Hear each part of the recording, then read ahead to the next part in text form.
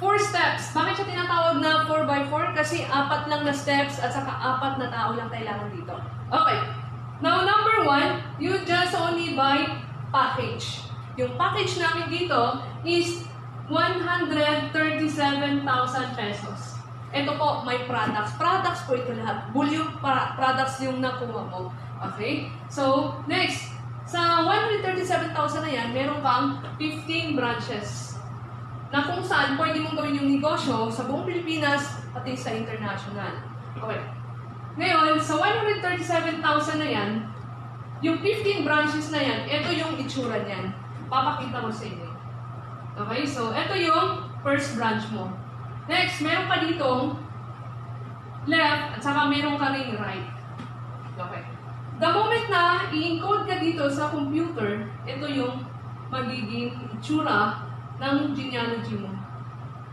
Okay? Yan. Okay. So, 15 po yan lahat. Branches. Nakapangalan po yan lahat na branches na yan sa'yo. Okay? So, the moment na maipasok na siya or ma-encode na siya sa computer, meron ka ng kita. Magkano kita mo dito? Meron kang 8,000 pesos, ito po cash. Meron kang 12,000 pesos, ito po products. So, meron kang total of 20,000 pesos. Hindi ka pa nag-invite. Okay? Next, ito. Since meron kang 15 branches, the second step na gagawin mo is you need to study. Meron po tayong trainings dito. Tuturo namin sa'yo paano patakbuhin ang sistema, paano gawin ang business. Okay, so ito yung first branch mo, second, third, fourth, fifth, sixth, 7, 8, 9, 10, 11, 12, 13, 14, 15 branches. Sa iyo lahat yan nakapangalan. Okay.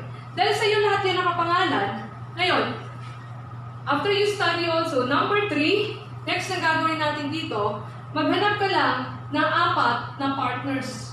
Yung mga tao na kagaya sa'yo, gusto kumita ng big money, gustong kumita ng mabilisan.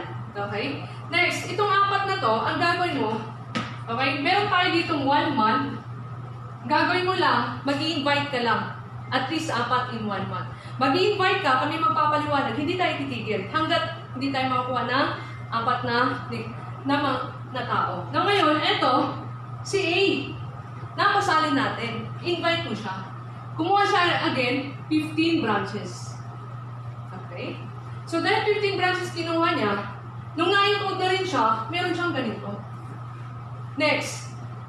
Dito naman, nandito ngayon, si B. Invite mo rin siya. Dahil gusto niya rin kumita, okay, ang nangyari, kumuha din siya ng 15 branches. Okay? Dito naman, meron namang sumali. Si C naman sumali. Kumuha din siya ng 15 branches. Okay? Dito naman, may sumali din si D. Kumuha din siya ng 15 branches. Okay? Nung sumali sila, syempre, pag sali nila, may kita din sila. The next one is that. Ngayon, itong second account mo, may kita. Magkano? Kasi 15 ka tao plus 15, di ba? So 15 now, bawat pares niyan, 1.5. So 15 times 1.5, good news. Bakit? Meron kang 22,500 na income.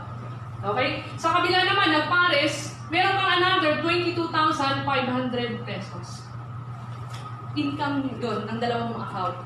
Good news. Bakit? Siyempre, yung pinaka-first account mo, may kita din siya. Magkano yung kita niya? Okay? Ngayon, dahil meron kang 15 dito, katao, dito naman 15 na account, 15 plus 15, meron ka ngayong 30 dito na accounts. Good news. Dito naman, 15 plus 15 again, meron kang 30 ka tao. Ngayon, good news. Itong good news. Bakit? 30 times 1.5, pag nagparis yan, meron kang 45,000 pesos. Income mo yun. In 1 month, nag-invite ka lang ng 4, kami kumausap, kami nagpaliwanag, good news, may kita kang dalawang 22,500, that's 45. Tama? Plus another 45,000. So yung kita mo in 1 month, meron kang 90,000 pesos. Income yun. Okay. Second month. Ngayon, sa second month, sila naman yung mag-i-invite ng apat-apat. Okay? So, habang nag-i-invite, kasi may tao ka na, next na gagawin mo, sa pang-apat, every month, gamit ka lang ng products. You have to use the products every month. At least 2.5 above. Okay? Next. Ngayon, ganito. Si A, nag-invite din ng apat. Ngayon, dahil nag-invite siya ng apat, good news. Yung apat na in-invite niya, kumuha rin 15 branches.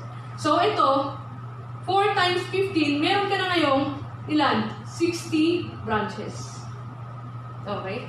Ngayon, dito naman, nag-invite din ng apat. So, 4 times 15, meron ka na another 60 ka tao. Dito naman, sa baba, nag-invite din apat. So, meron siya another 60 ka tao.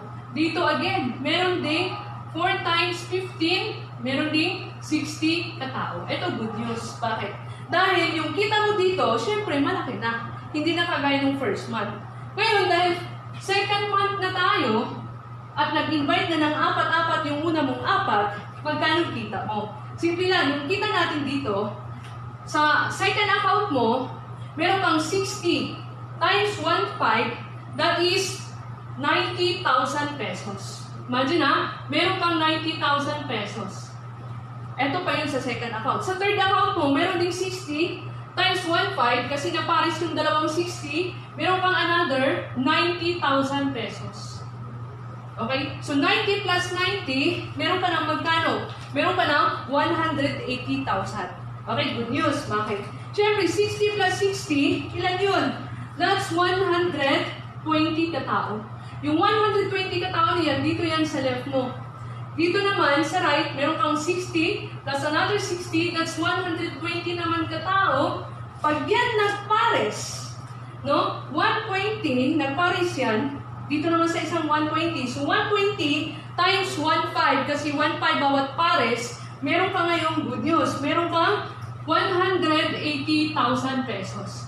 So, 180,000 plus dalawang 90, another 180,000, that's 360,000 in 2 months. Ngayon, magkano total in 2 months? Simple lang. For 2 months time, meron kang 450,000 pesos.